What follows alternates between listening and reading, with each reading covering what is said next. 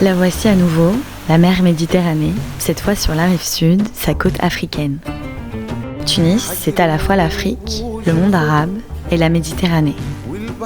Entre ses ruines antiques, ses ruelles ottomanes, ses souks arabes et sa cuisine variée, Tunis est le croisement des civilisations méditerranéennes par excellence. Carthage en est l'exemple même. Cette ville antique créée par les Phéniciens il y a 2800 ans est ensuite devenue romaine, byzantine, chrétienne, arabe, européenne. Car Tunis, c'est un mélange de cultures. On ne sait plus distinguer les musulmans des juifs, les chrétiens des arabes, les descendants d'ottomans des berbères. On ne sait plus qui a influencé la cuisine, l'art, la langue et les paysages. Et comme un centre d'influence éternel, c'est Tunis qui s'est révoltée la première lors du printemps arabe de 2011. Maintenant en pleine transition démocratique, comment Tunis et ses habitants se définissent-ils ? Tunis est-elle africaine, arabe, méditerranéenne ou un peu des trois ?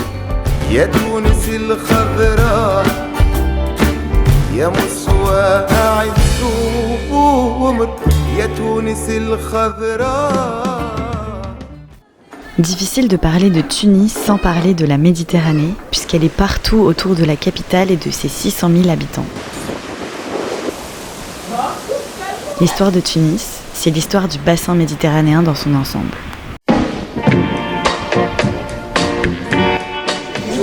La Méditerranée, c'est une rencontre de plusieurs cultures. Et s'il y a un pays au cœur de la Méditerranée qui soit particulièrement représentatif de cette culture méditerranéenne, c'est bien la Tunisie. En 24 siècles, il y a eu 10 civilisations différentes qui sont passées par la Tunisie. On a vu passer les Phéniciens, on a vu passer les Grecs, les Romains. La culture berbère en Afrique du Nord. Il y a eu les Byzantins. La culture arabe. Par la suite, Empire ottoman. La culture juive, française, italienne aussi. Le patrimoine tunisien, il est l'illustration même de ce que peut être aujourd'hui un patrimoine méditerranéen. Ce sont des gens qui sont issus justement de ce brassage culturel. Et ce brassage culturel a une véritable influence sur le mode de vie des Tunisiens, peu importe leur âge ou leurs origines.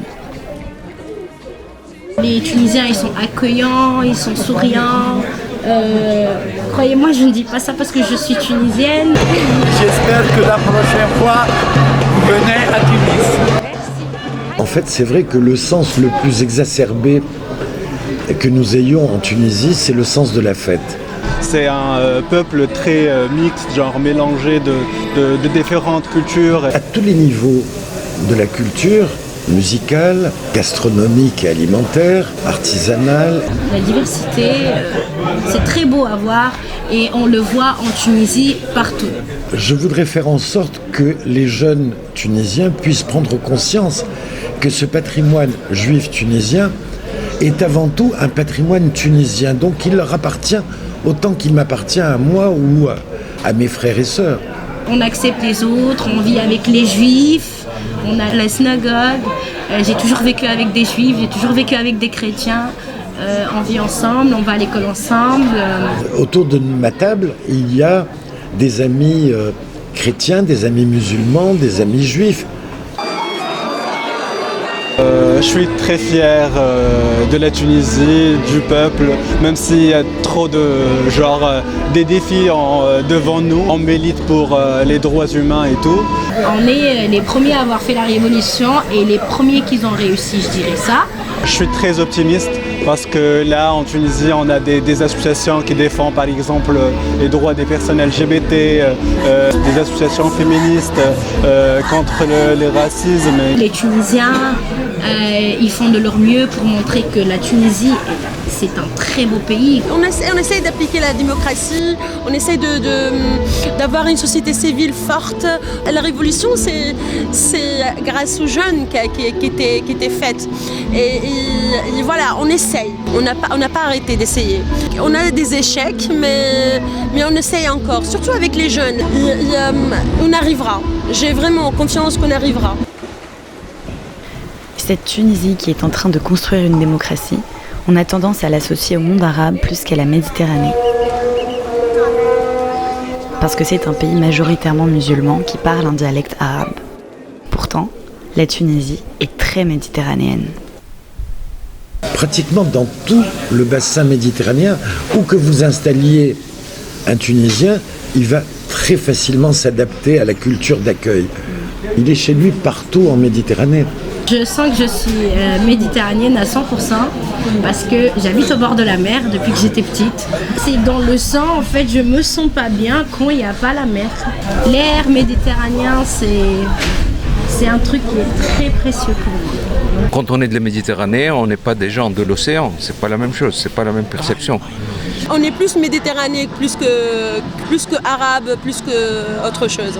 Je suis particulièrement tunisien, donc méditerranéen forcément. Je me trouve beaucoup plus proche, sur un plan et culturel, intellectuel, avec un Français, avec un Italien ou un Espagnol. D'ailleurs, on se retrouve tous toujours en groupe. Les pays méditerranéens, ils vivent un peu comme nous. On a un peu la même mentalité, on parle pareil, nos comportements. Avec un Français, ou bien avec un Italien, un Espagnol, on peut trouver les mots. Même si on ne partage pas la langue, il y a un truc en commun. Je me sens plus proche des pays méditerranéens que d'autres. Il y a des différences de langue, oui peut-être, des religions, mais on s'en fout de tout ça en fait. Je trouve qu'il n'y a pas de différence entre les gens qui habitent en France et en Italie, en Espagne, et ici, surtout les jeunes, on fait la fête. Je dirais non, il n'y a pas de différence. On peut communiquer ensemble parce que c'est le même mood, lifestyle. Surtout Tunis, la capitale, il y a vraiment plein de personnes qui viennent de Méditerranée. Les Italiens, il y en a trop, il y en a plein. Les Français, là, ils sont plus tunisiens que nous. Nous avons une histoire commune, millénaire. C'est une histoire millénaire. Et violente, souvent. Violente et parfois pacifique. Et il nous faut un échange de culture, surtout au niveau de Méditerranée. Tous les pays de Méditerranée peuvent faire un échange, genre un festival, un truc culturel, un échange des universités. Vraiment, on partage plein de trucs. Je voudrais qu'on parle de nous tous, comme si on faisait partie de la même communauté, parce qu'en fait, qu'on le veuille ou pas, nous avons beaucoup de choses en commun. On a bien essayé de rassembler la communauté méditerranéenne à travers l'Union pour la Méditerranée, mise en place en 2008 à l'initiative du président Nicolas Sarkozy. C'est à travers la Méditerranée que l'Europe et l'Afrique s'uniront. C'est à travers la Méditerranée que l'Europe et l'Afrique se construiront une destinée commune. Cette Union pour la Méditerranée a pour but de promouvoir la coopération et le dialogue entre les rives nord et sud. Mais près de 12 ans après sa création, on ne peut pas dire qu'elle soit vraiment efficace.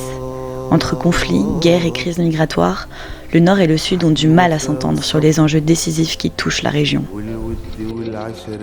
Là, on va parler de politique. Aujourd'hui, il y a des problèmes, bien sûr, entre le Nord, le Sud, etc. Mais ce sont des moments politiques, comme on avait vécu à l'époque avec Rome, Carthage, Rome, etc., les ennemis. On s'en fout des politiciens, des lois, des procédures et tout ça. Venez visiter la Tunisie. Moi, je suis très contente d'être tunisienne, méditerranéenne, africaine, musulmane. Venez visiter les pays de Sud. Vous voyez en fait qu'il n'y a pas de différence. Il n'y a pas que le terrorisme, il n'y a pas que la guerre, il n'y a pas que ça.